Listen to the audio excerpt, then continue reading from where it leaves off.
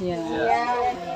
Yang terhormat Ibu Kader dan rekan-rekan, yang terhormat Ibu Kepala Postu, Ibu Lucia Budu, AMDK dan rekan, yang terhormat Ibu Ketua Pengabdian, Ibu Arvinda Celala, SPD MPD, yang terhormat Ibu dosen Celewi, dan yang terhormat ibu-ibu sekalian dan bapak-bapak yang hadir di tempat ini, dan yang saya hormati juga rekan-rekan teman saya sekalian. Puji dan syukur kita aturkan kehadirat Tuhan, karena begitu besar kasih dan sayangnya kepada kita, maka kita dapat berkumpul di tempat ini untuk melaksanakan kegiatan program kemitraan masyarakat PKM dengan judul pelatihan pembuatan makanan pendamping untuk anak dan bayi dalam mencegah stunting. Sebelum maka kita disebut di tempat ini, saya akan memimpin kita dalam doa. Jadi kita bagi jadi 2 sesi, 2 atau 3 sesi untuk foto bersamanya. Ibu Kader dong duluan, Kader dong duluan, Kader yang sudah dari pagi. 20 saja. Jadi mama-mama tidak perlu takut, supaya kami juga bisa mengetahui seperti yang tadi Ibu PKK bilang, bahwa ternyata di sini juga termasuk angka stuntingnya cukup tinggi. Yang suka panas, geser di depan sini juga. Oma, Dua model. Iya, betul sekali. Iya.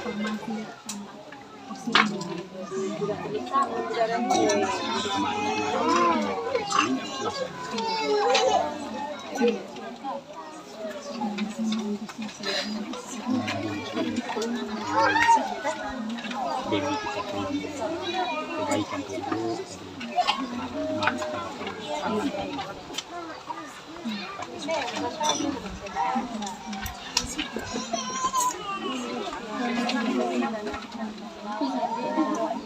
Lucia Budu, AMDK. Kepada Ibu kami persilahkan. Salam sekali lagi. Salam. Mungkin Kakang sambil duduk-duduk. Ibu Mbak. Yang suka panas geser sini supaya konsentrasi. Di depan sini Jubai. Yang mama main. Pasirman. Senci di sini. Sini saya kubat Pak. Sini saya. Pak RT, Pak Dusun, Pak RW, ayo bukain. Sampai para tahu dari Ibu Bidan, dari Bapak Desa, dari Mama PKK, dari mana lagi? Ya, berarti mama-mama dong semua sudah terpapar informasi. Jadi mama-mama dong pulang ini ada kasih tahu di suami atau kasih tahu di keluarga tentang stunting. Oh, iya kosong deh. Atau hanya jadi konsumsi sendiri saat atau kasih tahu orang lah. Jadi itu pentingnya untuk diinformasikan kepada bapak, informasi penting juga untuk keluarga. Supaya kenapa? Supaya anak-anak ini bisa kita lihat perkembangannya bersama-sama, lihat dia punya pertumbuhannya bersama-sama. Baik, stunting itu sendiri gangguan perkembangan anak yang disebabkan oleh kekurangan gizi yang lama. Orang kesehatan bilang kronis, kekurangan gizi kronis, atau biasanya orang bilang dengan waktu yang lama. Jadi ini anak ini dia kurang gizi dalam jangka waktu yang lama, itu yang mengakibatkan stunting. Pada kapan? Pada 1000 hari pertama kehidupan. Pernah dengar 1000 hari pertama kehidupan kok? Sudah tahu kok? Ya, 1000 hari pertama kehidupan ini mulai dari ibu hamil. Ya, dari mulai ibu hamil, dinyatakan hamil, mulai rasa-rasa hamil, ya, sampai usia anak 2 tahun. Ya, kalau mau dijumlahkan dia punya hari itu 1000. Jadi ketong hamil berapa bulan? 9 bulan 10 hari. Ya. Jadi kalau 9 bulan 10 hari itu 280 hari. Anak usia 0 hari sampai 2 tahun, ya, itu 780 hari. Jadi total semua itu mulai dari kita hamil sampai usia 2 tahun itu yang dinamakan 1000 hari pertama kehidupan. Seperti itu. Jadi stunting ini menyebabkan perkembangan otak serta tumbuh kembang anak terhambat. Anak yang menderita stunting umumnya bertumbuh lebih pendek daripada anak pada umumnya. Jadi angka penderita stunting di Indonesia ini cukup tinggi sehingga membuat pemerintah itu memberikan perhatian kepada daerah-daerah yang anak ini terdapat stunting di daerah-daerah tersebut. Ya, sampai ke kita ini di OFAV termasuk penyumbang stunting di Kabupaten Kupang. Jadi dengan memperhatikan hal itu, pemerintah membuat desa ini menjadi desa lokus. Ya, desa lokus. Ciri-ciri, katong mau lihat ini anak stunting ini dari mana ciri-ciri Ibu Bina. Jadi paling pertama dan paling gampang kita melihat adalah waktu anak-anak itu bermain. Yang satu punya umur sama-sama 2 tahun dengan ketemu anak. Tapi ketemu anak kok dia punya tinggi tidak sama dengan anak yang 2 tahun pada umumnya. Atau anak-anak di sekolah. Dia bermain di sekolah atau dia ukur tinggi dan teman-teman satu kelasnya dia. Kan umur sama, biasa satu kelas itu kalau kelas 1 nak 6 tahun. Kelas 2 nak 7 tahun ya. Tapi ketemu anak ini lebih pendek daripada dia teman-teman. Yang ketiga, dia pun perkembangan motoriknya lambat. Motorik itu seperti contoh motorik kasar. Kalau motorik kasar itu anak bermain, jadi dia tidak sama dengan anak-anak yang normal. Dia lebih lambat, ya. Dia punya motorik kasarnya. Dia punya bermain, dia punya lompat-lompat. Jadi kalau anak lu ada bermain, lompat-lompat jalan, lu duduk diam dulu. Itu memang dia punya waktunya seperti ini. Jadi atau setelah IMD biasa tenaga kesehatan kasih penyuluhan apa? Ibu ademeanya harus dikasih TT saja. Ya, kasih ASI saja. Sampai usia berapa tahun? 2 tahun. Kalau 0 sampai 6 bulan berarti kasih ASI sako. Atau perlu kasih air lah, kasih makan yang lain sun atau apa? Ya, jadi mama nanti itu anak kembar paling banyak 2, 3. Orang barat ya anak kembar sampai 12. Kalau orang Indonesia itu paling banyak 1. Kalau anak kembar pun kita pompa udara ini bisa kiri kanan. 1 kali kasih tete 2 naik. Begitu, ya. Seperti itu. Jadi yang kedua adalah ASI eksklusif. Yang ketiga, oh iya, kalau ASI eksklusif nih anak sakit, anak di bawah 6 bulan sakit, kita kasih obat yang bentuk puyer itu campur dengan ASI. Mama punya ASI, peres ASI kasih minum supaya dia tetap ASI eksklusif. Ya, kalau pakai air biasa yang kita biasa minum, air minum, itu nanti dia tidak ASI eksklusif. Jadi kalau ke pustu itu biasa kalau anak di usia 6 bulan ke bawah masih ASI eksklusif, biasanya ibu kami di petugas pustu sarankan untuk campur mama pompa air susu untuk kasih minum dia. Ya, begitu. Jadi dia tetap ASI eksklusif. Itu yang kedua, IMD ASI eksklusif. Yang ketiga apa? Dia pas 6 bulan kita kasih apa? MPASI. Jadi MPASI bukan makanan tambahan ya. Tapi dia punya nama MPASI, makanan pendamping ASI. Terus yang keempat, ASI lanjutan sampai usia. Kenapa bilang MPASI? MPASI itu makanan pendamping ASI. Anak tetap dikasih ASI sampai usia 2 tahun. Ya, tapi 6 bulannya pas itu dia makan sesuai dia punya tekstur. Teksturnya kita belajar nanti dengan ibu-ibu dari Undana, ibu dosen dan adik-adik mahasiswa dari Undangan. Sebentar kita praktek. Jadi mama dong lihat, oh ini anak usia 6 bulan, anak usia sekian sampai usia 2 tahun. Dia punya tekstur, dia punya berapa kali frekuensi makan, berapa kali makan, dan lain-lain sebagainya. Ya, oke baik. Jadi yang pertama itu IMD, ASI eksklusif, MPASI dan ASI sampai 2 kok, ini sampai 2 tahun kok. Atau ada yang ibu yang 1 tahun 6 bulan. Juga dari remaja. Ya, dari remaja. Jadi kasih tahu anak-anak kita untuk ikut posyandu remaja di Pustu setiap tanggal 18. Jadi nanti mungkin mama bisa informasi. Asal kembali satu. Kita ada warta baru cuma ketemu eklesia ada kegiatan lomba itu makanya ini anak-anak dan Jadi nanti informasinya juga di mimbar gereja juga untuk mama yang sekarang hadir punya anak remaja atau keluarga yang punya anak remaja, informasi tanggal 18 ada posyandu remaja di Pustu. Pencegahan stunting itu dari usia remaja. Ya sebenarnya. Tapi karena anak remaja itu dia, apalagi anak remaja perempuan, dia butuh tablet tambah darah. Ya, karena dia masa pertumbuhan dan juga waktu haid setiap bulan itu pasti mereka anemia atau kurang darah. Jadi setiap bulannya kita kasih tablet tambah darah untuk mereka konsumsi mengganti zat besi yang hilang. Jadi posyandu remaja juga selain kita kasih tablet tambah darah, kita layani di sekolah maupun layani di posyandu remaja. Selain itu juga ada informasi-informasi mengenai remaja yang ada di posyandu remaja. Contoh seks bebas, ya obat-obatan terlarang dan lain-lainnya akan kita sampaikan di posyandu remaja. Jadi penting supaya tidak terjadi apa? Pernikahan dini. Pernikahan dini ini yang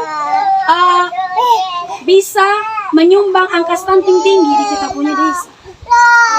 Ya, karena kita melihat, ya betul mama, bahkan kematian. Karena kita lihat jarak dari contoh dari Pasipas ini sampai ke SMA saja jauh.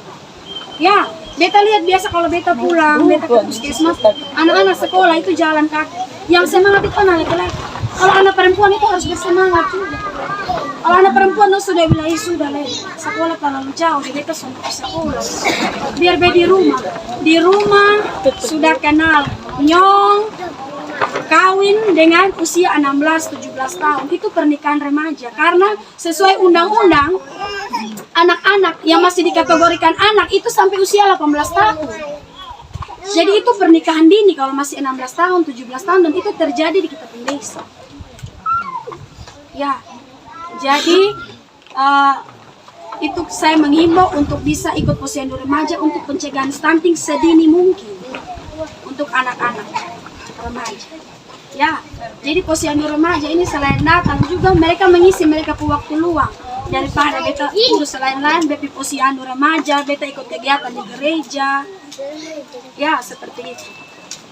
Jadi jangan mau nikah, sedi-sedi dulu ya. Sekali lagi selamat siang Bapak Mama. siang. Semoga tidak bosan-bosan nih dengar dari tadi informasi-informasi, karena ini saya pun pasti akan bagi dulu informasi sebelum kita langsung ke praktek. Nah, informasi-informasi yang saya berikan ini semoga nanti bisa membantu ke depannya dan untuk Bapak Ibu sekalian ketika nanti menyiapkan makanan pendamping untuk ASI bagi anak tadi. Dan karena di sini saya hanya menyediakan beberapa buku saku, ini ada terkait informasi-informasi yang hanya terkait dengan stunting, walaupun tidak selengkap yang tadi disampaikan oleh Ibu Kepala Pustu, tapi di sini ada beberapa informasi terkait stunting dan juga tentang MPASI. Informasi-informasinya dalam sini, dan mungkin nanti saya minta tolong ke adik untuk bagi. Jadi mungkin saya langsung saja bahwa seperti yang disampaikan tadi, stunting ini ada kaitannya dengan bagaimana ASI itu diberikan. Dan sesuai dengan yang kami tujuan datang ke sini untuk menyampaikan bahwa selain ASI ada lagi makanan pendamping ASI. Yang paling penting adalah ASI itu menjadi tolak ukur utama atau menjadi faktor utama untuk mencegah anak-anak tumbuh stunting. Tetapi pada saat anak-anak bertumbuh masuk ke usia 6 bulan ke atas, energi yang mereka butuh itu tidak saja dari ASI, tetapi juga dari makanan pendamping ASI.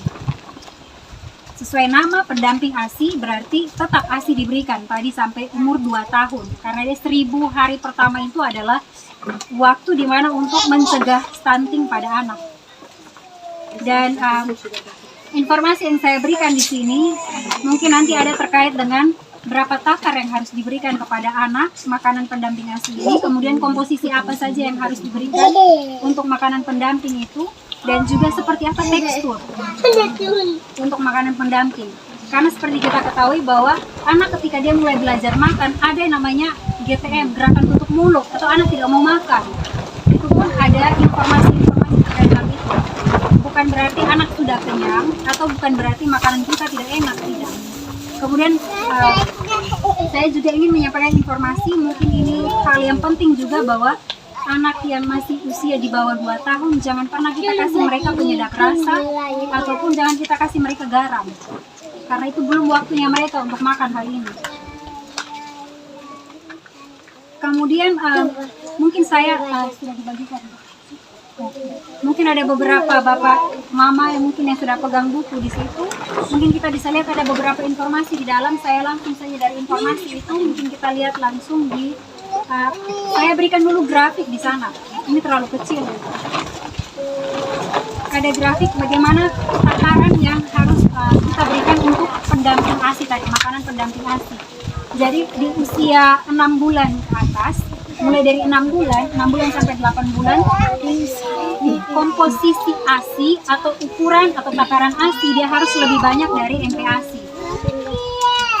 Sekali lagi, ASI harus lebih banyak usia 6 sampai 8 bulan, ASI harus lebih banyak dibandingkan makanan pendamping ASI. Jangan sampai karena anak sudah mulai rajin makan, kita akhirnya terlalu sering kasih makan makanan pendamping, akhirnya lupa kasih ASI.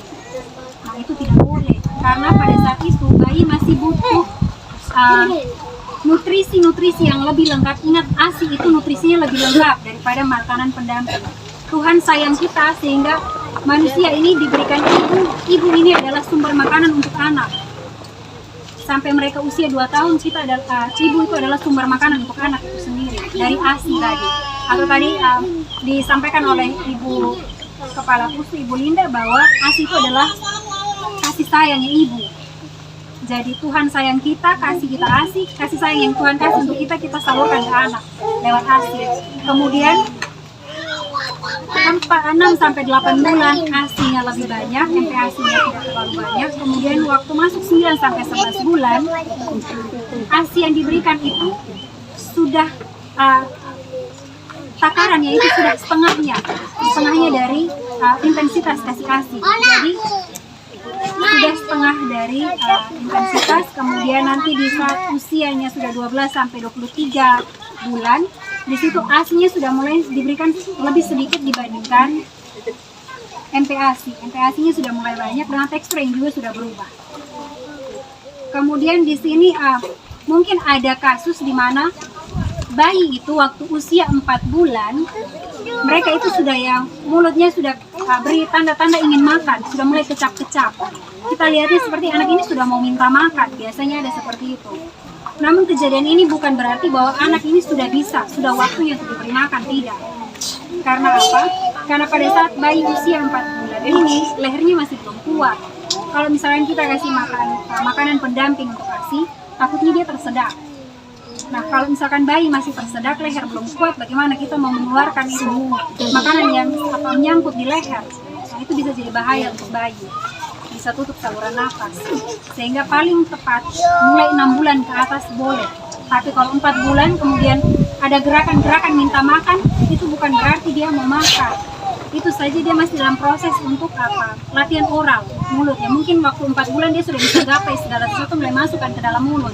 Biasanya bayi usia 4 bulan sudah mulai seperti itu, mulai ada gerakan-gerakan untuk memasukkan sesuatu dalam mulut. Itu sekali lagi bukan berarti bayi sudah siap makan, belum. Itu masih masa dia belajar untuk oral berkaitan dengan mulut. Kemudian ada strategi-strategi yang bisa kita lihat bahwa oh, anak ini sudah cocok untuk makan. Yang pertama, selain dia usia 6 bulan, kalau usia 6 bulan otomatis lehernya sudah kuat, sudah bisa duduk, lehernya sudah kuat. Sehingga ketika diberi makan, kalau untuk tersedak itu lebih kecil kemungkinan. Belum lagi di 6 bulan ini tekstur makanan pendamping yang kita kasih itu tidak kental, masih satu tingkat, kekentalannya masih satu tingkat di atas ASI, atau ASInya kita kan seperti cairan air. Nah, untuk MPASI itu sendiri dia masih ada sedikit, kentalannya hanya sedikit saja di atas dari si ASI tadi untuk makanan pendamping. Kemudian kalau misalkan kita lihat ketika anak sudah usia 6 bulan, pasti yang menunjukkan ketertarikan untuk makanan. Ketika mungkin bapak mama waktu sendok makan bersama anak toh, makan daging ayam, kemudian ikan, telur, dan lain sebagainya. Dan itu waktu anak mulai usia 6 bulan itu sudah bisa kita kasih mereka, tetapi dengan tekstur yang otomatis bisa diterima oleh anak di usia 6 bulan ke atas. Dan kemudian lemak protein dari tumbuhan atau protein nabati tadi itu bisa dari kacang-kacang. Protein kita samakan dengan karbohidrat tadi, telapak tangan. Jadi di sini mungkin yang perlu kita ingat bahwa ada takaran-takaran. Takaran-takaran ini penting. Biasanya untuk protein untuk bayi itu satu sendok makan itu sudah hampir memenuhi telapak tangannya mereka. 1 sendok makan, 1 sampai 2 sendok itu untuk karbohidrat. Kemudian untuk sayur tadi, entah itu dalam bentuk daun, sayur yang kita maksud di sini daun-daun bayam kah, atau wortel, atau kelor, paling penting kelor juga bagus. Itu ingat telapak tangannya mereka, 2 yang disatukan seperti ini. Kemudian lemak di sini yang biasanya kita pakai untuk menumis. Ingat, untuk makanan bayi ini juga kita punya yang namanya bumbu aromatik. Bayi juga bisa makan bumbu aromatik seperti bawang merah, bawang putih, boleh. Atau misalnya kita mau tambahkan itu supaya melatih indera penciumannya mereka. Boleh juga tambah daun-daun jeruk, boleh. Tapi jahe, ya kalau jahe itu menurut yang saya baca, kalau mereka masih 6 bulan ke 8 bulan jangan dulu jahe. Mulai 9 bulan ke atas boleh jahe, tapi ukurannya tidak boleh banyak, hanya sedikit saja untuk jahe. Kemudian bumbu-bumbu ini, bumbu aromatik ini bisa kita pakai lemak tadi, kita goreng dengan lemak tadi. Sumber lemaknya itu tadi bisa kita pakai minyak kemiri, boleh. Kita pakai minyak ayam yang ketika masak kita pisahkan lemaknya, itu bisa kita goreng untuk ambil minyaknya, boleh pakai minyak itu untuk masak. Goreng bumbunya kita sebelum masak makanan lanjutan untuk bayi. Kemudian yang lanjutan lagi, semuanya itu harus diolah dengan baik. Dan yang paling penting untuk protein hewan, kalau anak masih usia 6-8 bulan jangan dulu dikasih daging sapi. Walaupun itu protein, sumber protein, tapi daging sapi jangan dulu diberi. Lebih baik kita beri ke mereka itu daging ayam, hati ayam, itu baik untuk bayi. Kemudian ikan juga baik. Kenapa tadi untuk daging sapi jangan dulu? Karena untuk daging sapi ini lemak yang dia hasilkan, atau di situ tadi sebut sumber protein, tapi ingat dalam daging sapi itu namanya dia bisa ada dalam kimia, dia bisa berubah menjadi lemak jahat, dan itu belum bisa dikonsumsi bayi. Saya hanya sebut saja dia bisa berubah jadi lemak jahat. Jadi untuk daging sapi jangan dulu diberi. Daging ayam boleh. Telur, kalau misalkan kita susah dapat daging, telur ayam. Kemudian untuk bayi-bayi yang baru lahir lagi, baru mau belajar makan di usia 6 bulan, telur itu tidak kita kasih langsung satu butir, tidak langsung. Kita masih bagi lagi. Karena ingat tadi protein yang kita kasih itu ukurannya hanya setelapak tangannya anak. Berarti tidak terlalu banyak. Dan telur itu, 1 butir telur itu bisa kita buatkan untuk beberapa kali makan. Bisa 1 telur ini bisa dibagi 3, setelah direbus bagi 3, kemudian itu nanti kita akan campur ke makanannya anak. Jadi, dan yang perlu diingat bahwa anak ketika mulai belajar makan, kita itu kasih mereka makan hanya dengan tentang waktu 1-2 kali awal pengenalan. Tidak yang seperti kita orang dewasa makan 3 kali sehari langsung pagi, siang, malam. Belum, mereka masih baru belajar makan. Sehingga yang dikasih itu tadi seperti itu. Kemudian untuk ukuran, nah ini artinya ketika dia lepeh makanan ini bukan berarti makanan kita tidak enak, bukan. Kemungkinan besar teksturnya tidak pas.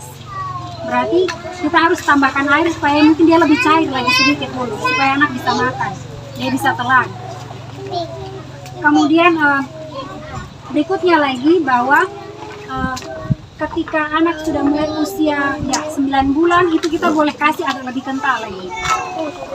Boleh kasih agak lebih kental, masih juga disaring tapi lebih kental. Kemudian ketika dia mulai masuk usia 10 bulan hingga 12 bulan di sana kita mulai kasih yang bentuk cincang, mulai dari cincang yang cincang halus ke cincang kasar. Jadi bertahap, mulai dari disaring, kemudian disaringnya itu dalam bentuk yang cair sekali, kemudian lanjutannya agak lebih kental, setelah itu cincang halus supaya mereka bisa belajar mengunyah, kemudian lanjutan lagi mulai cincang kasar. Setelah cincang kasar, fingerfood, maksudnya di sini adalah anak diberi kesempatan untuk pegang makanannya sendiri. Itu di usia sekitar 9-12 bulan, kalau mereka sudah bisa pegang untuk makan boleh dikasih. Jadi boleh dikasih mereka belajar makan sendiri.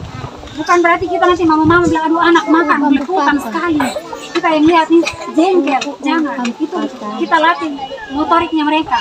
Oh iya patah. Latih motoriknya mereka untuk bisa pegang dan juga latih kemandirian supaya mereka bisa makan sendiri dengan tangannya mereka.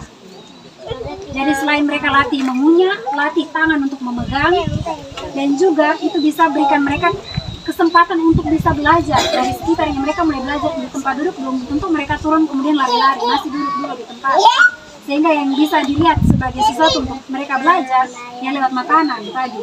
Mereka baru bisa bermain dulu dengan makanan. Kalau misalnya kita lihat itu mereka bermain tidak apa-apa. Dalam artian mereka sedang belajar juga, belajar untuk menggenggam, belajar untuk mengunyah dari makanan yang ada. Dan selanjutnya mereka akan pasti mandiri.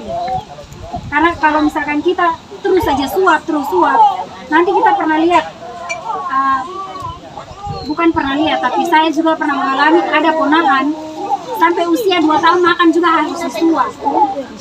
Mereka tidak bisa makan sendiri, tapi harus disuap karena tidak diajarkan untuk makan sendiri. Jadi ada tahapan di mana mereka harus belajar makan sendiri. Kemudian mungkin bisa dilihat lagi yang tahapan terakhir itu adalah ketika dia sudah mulai usia 1 sampai 2 tahun. Usia 1 sampai 2 tahun itu berarti kita sudah bisa makan apa yang dimakan oleh keluarga, sudah bisa dikasih makan ke dia. Tapi ini teksturnya jangan terlalu keras dulu. Masih dilihat dari gigi yang tumbuh. Kalau misalkan giginya tumbuh sudah sempurna, boleh makanan makanan boleh pelan-pelan. Karena mereka kalau misalkan mau makan, mereka juga kalau tidak suka makan, tadi saya sebut gerakan tutup mulut, itu karena yang pertama mereka tidak suka lagi teksturnya. Kalau misalnya dikasih makan terus anak tutup mulut dan buang muka, berarti kemungkinan besar dia ingin tekstur yang lebih dari yang dia makan sekarang. Kalau kita kasih terlalu cair dan dia tidak mau makan, berarti kita buat lebih kental. Seperti itu. Itu kalau tutup mulut, tapi kalau dia lepeh, kalau dia buang, itu berarti teksturnya tidak pas. Kita harus buat dia lebih cair lagi supaya bisa ditelan. Jadi itu informasi-informasi yang bisa saya beri di awal terkait dengan MPASI. Dan mungkin kita bisa langsung praktiknya, saya lihat ke belakang dulu.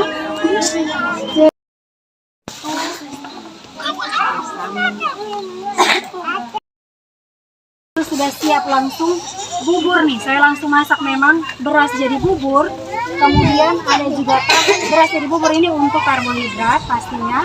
Kemudian tahu di sini sebagai protein nabati, karena tadi untuk siap MPASI itu harus ada karbohidrat, protein itu nabati dan juga hewan. Di sini nabatinya tahu, kemudian telur pengganti protein hewan, kemudian ada sayur di sini saya buatkan untuk wortel, dan wortel ini bisa digantikan yang lain. Wortel ini bisa digantikan yang lain seperti mungkin marungga. Marungga itu baik sekali, bisa kita pakai. Kemudian bayam boleh. Kemudian untuk lemak di sini saya pakainya santan. Ini saya karena untuk menghemat saya pakainya santan kara. Tetapi saran saya untuk bapak mama jangan pakai yang instan, jangan. Pakailah kelapa yang diparut langsung diramas dengan air hangat. Jangan pakai yang ini. Ini saya bawakan ke sini hanya sebagai contoh karena untuk praktisnya saya bawa yang langsung dalam kemasan. Karena takutnya tadi basi. Sekali lagi, di sini saya pakai contoh santan kara, jangan ditiru untuk makanan anak, jangan. Pakai kelapa yang langsung diparut dan diperas saat itu juga untuk dipakai. Jangan pakai yang instan. Sekali lagi, informasi saya bawa instan di sini hanya untuk menghemat. Kalau misalkan pakai yang kelapa langsung bisa basi. Sehingga saya bawanya seperti ini. Mau dong pakai dari kebun sendiri, Ya. ada kelapa kesur. Betul. Dia baru Ramas dia, betul. Jangan pakai yang instan, pakai yang langsung ada di kebun. Jadi MPAS itu prinsipnya dari kebunnya mama-mama, sayur dan lain-lain. Setuju. Jadi ketika di rumah misalkan ada ayam, ketika mau dimasak, mungkin kulitnya ketika masak mungkin kulit ayam tidak dimakan, jangan dibuang kulitnya, digunakan buat jadi minyak. Sehingga minyak itu bisa ganti santan tadi, jadi sumber lemak. Kemudian kalau misalkan tidak ada daging, ada telur. Kalaupun tidak ada telur, masih bisa kita pakai tahu. Setidaknya tadi untuk unsur-unsur itu semua harus ada. Ya, dalam satu piring. Kemudian di sini Oh ya, maaf. contoh ini langsung. Kita bisa sapa anak bayi. Ini usia berapa itu? Kita pakai yang usia, sebenarnya ini takaran untuk usia apa sih bisa karena sesuai telapak tangannya dia. Jadi yang kita mau masak ini adalah 1 kali habis makan, tidak masak untuk ditambuk dia. Kenet yang mana umur 8 bulan. Oke baik, Kenet kami bisa lihat dia. Maju depan Kenet. Kenet masih susu. Oke, minta maaf. Siapa adiknya? Heron sah, Heron bang, Heron. Oh, 2 tahun. Ini Heron berapa bulan? Ini Heron 11 Oh, bulan. mari kita Tarik Heran salah. Namanya sutua. Unit sutua. Ayo sudah pakai. Oh, dia kan senang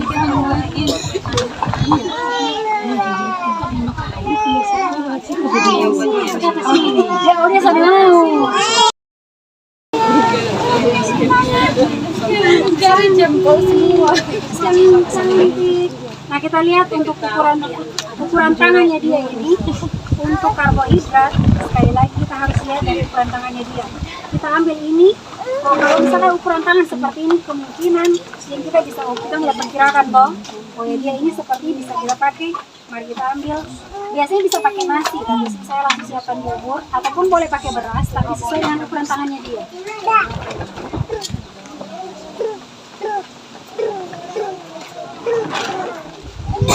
Oh ya, ternyata ukuran tangannya dia seperti ini. Jadi 1 sendok nih. Kemudian kita lihat lagi. Kemudian kita lihat lagi ibu jarinya dia, jempolnya dia nih. Kecil sekali. Nah, kalau misalkan jempol yang kecil begini berarti lemaknya harus sejempol ini. Maka tidak boleh lebih banyak. Maka yang kita mau pakai jadi lemak di sini adalah si santan.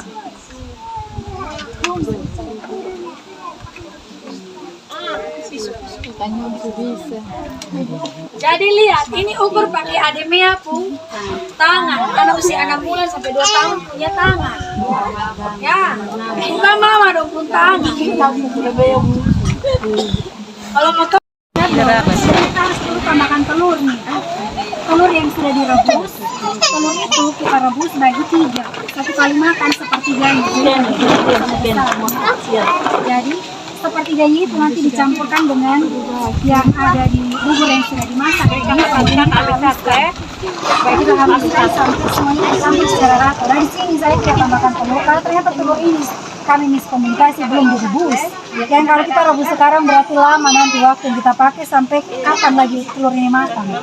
Tapi informasinya saya tambahkan bahwa telur ini juga harus ditambahkan, cuma tidak langsung satu butir ini. Tidak, kita bagi telurnya.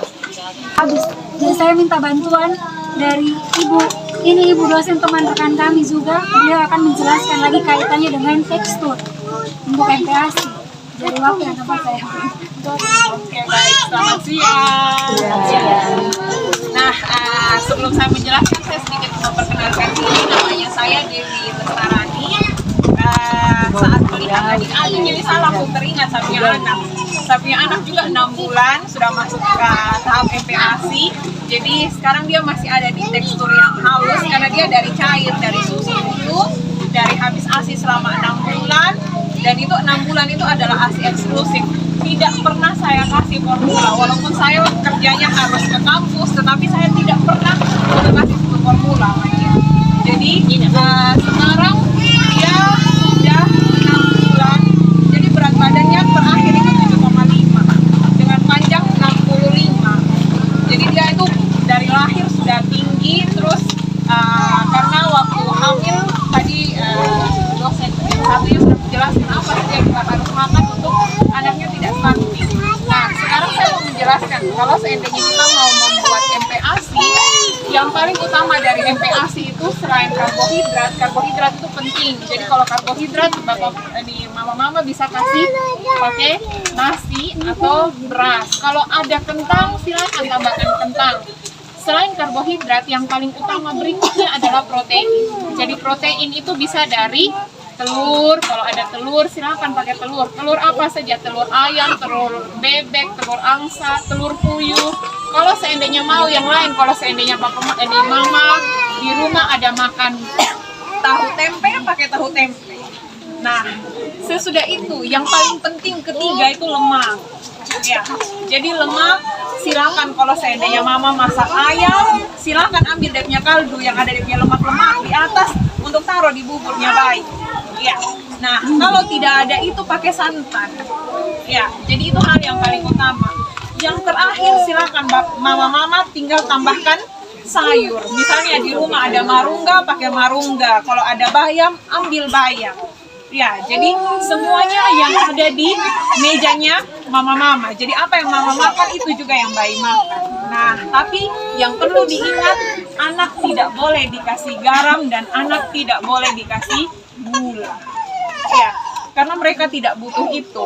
Yang namanya nasi itu sudah ada gula. Ya, jadi di karbohidrat itu penyusunnya gula. Jadi mama dong tidak perlu kasih gula, cukup kasih karbohidrat pasti terpenuh. Ya, nah untuk yang 6 bulan teksturnya itu masih cair karena saya sempat foto waktu anak saya MPASI pertama, teksturnya cair seperti ini. Jadi pakai saringan yang lebih halus dari ini. Biasanya kalau mama dong punya saringan teh, kalau masih pakai teh yang itu pakai saringan teh, sejak kasih hancur nanti dia jadi cair. Kalau kental silakan tambahkan kaldu atau silakan tambahkan air.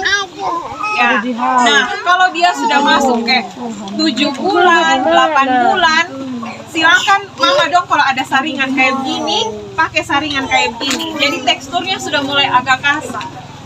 Tidak terlalu halus lagi. Nah, yang berikutnya tinggal mama di rumah tinggal kalau sudah masuk ke 8 bulan ke atas, silakan tinggal haluskan saja di piring.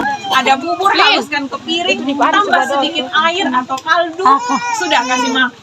Ya, nah nanti kalau sudah 1 tahun gigi sudah banyak, sudah bertumbuh lebih tinggi lagi, baru kita mulai kasih bubur cair, tidak perlu diaduk, dikasih hancur, tidak perlu dikeluarkan. Nah begitu terus. Tapi yang ingat, perlu bapak mama ingat adalah harus ada karbohidrat, harus ada protein, harus ada lemak, dan harus ada sayur-sayur.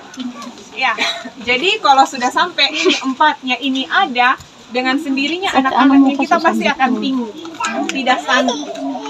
Ya. Jadi itu kalau seandainya membahas tekstur. Jadi kalau tekstur saya rasa Mama Dong sudah lincah, tetapi kandungan yang paling utama itu yang tadi yang 4. Nah, kalau seandainya tidak ada santan, caranya bagaimana? Mereka belum bisa pakai minyak yang kita pakai, minyak bimoli, minyak sawit. Kita juga tidak bisa kasih mereka minyak dari daging sapi karena belum bisa dicerna. Jadi supaya mereka bisa cerna itu Mama Dong kalau ada minyak kelapa di rumah, tumis dia punya bawang itu pakai minyak kelapa. Bisa pakai minyak kelapa. Ya. Jadi itu saja informasi dari saya. Saya kembalikan ke Ibu.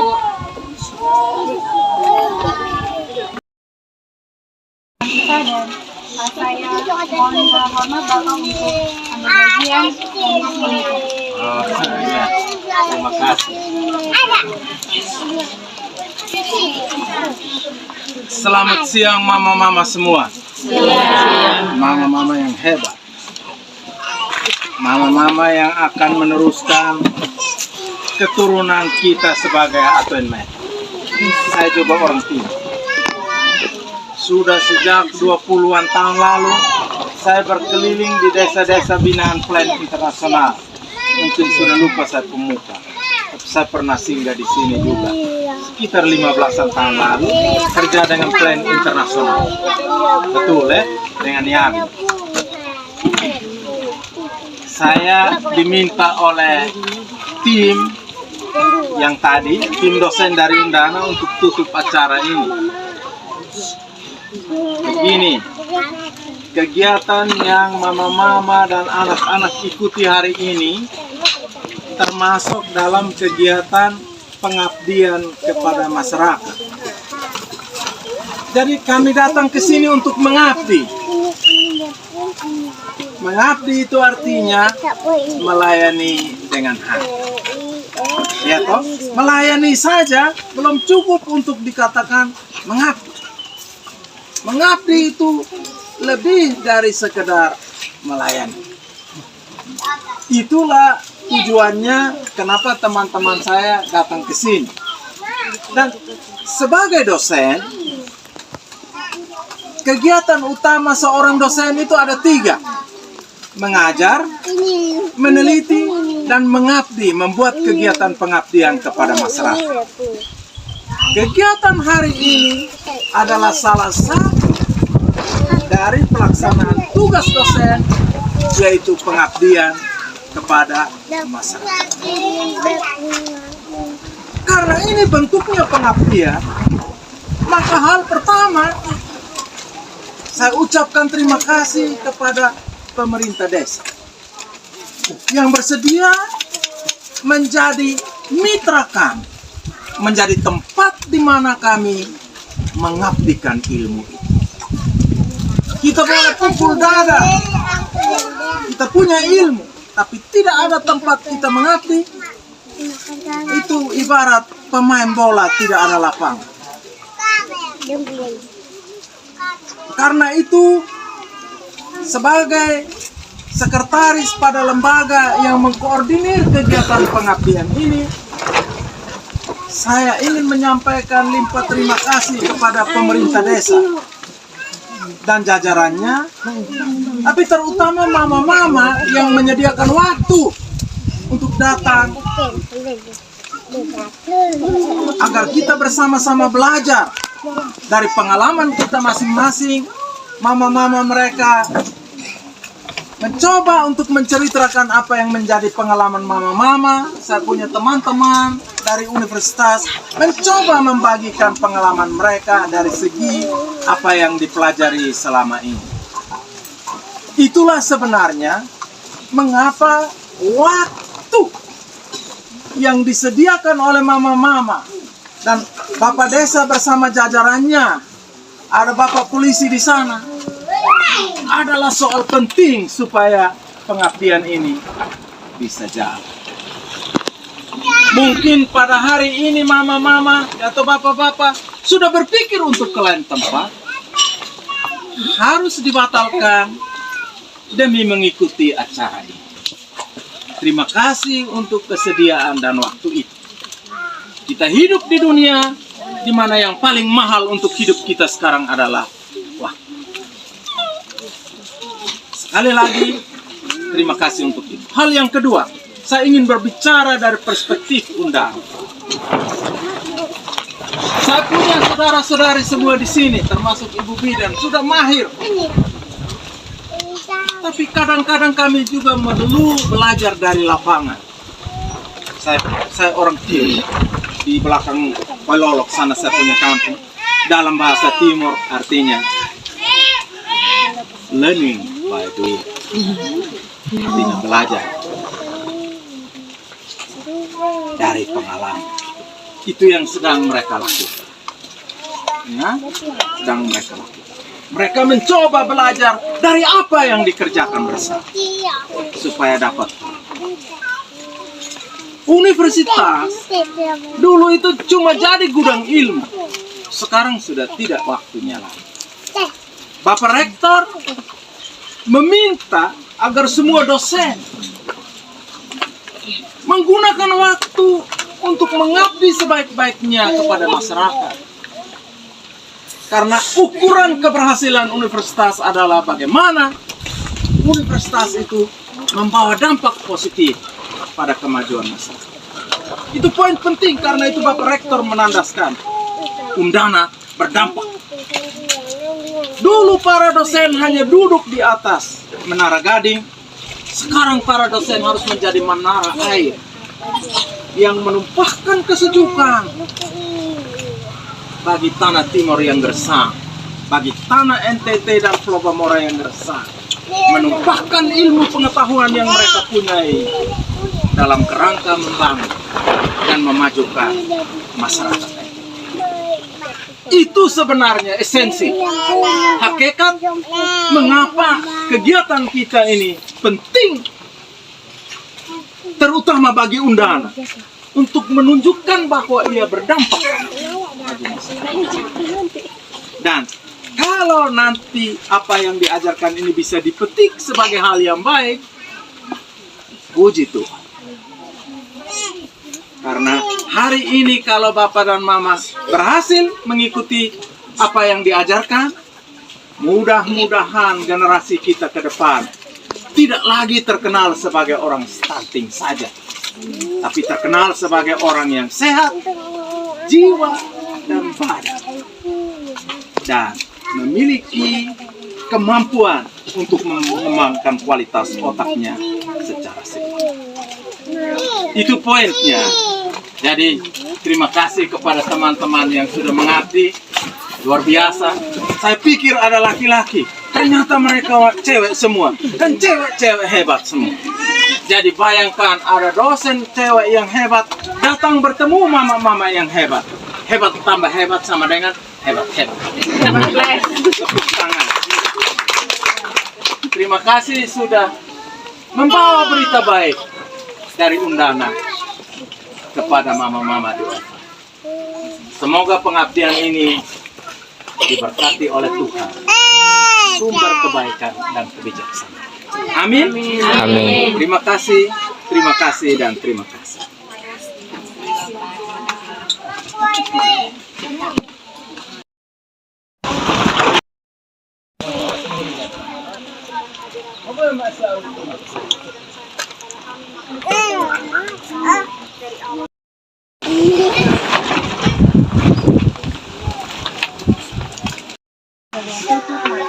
Kegiatan kita hari ini selesai sampai di sini. Terima kasih atas kehadiran, partisipasi kita semua. Semoga apa yang kami sampaikan tadi bisa menjadi manfaat untuk kita semua, untuk mama yang kecil di rumah.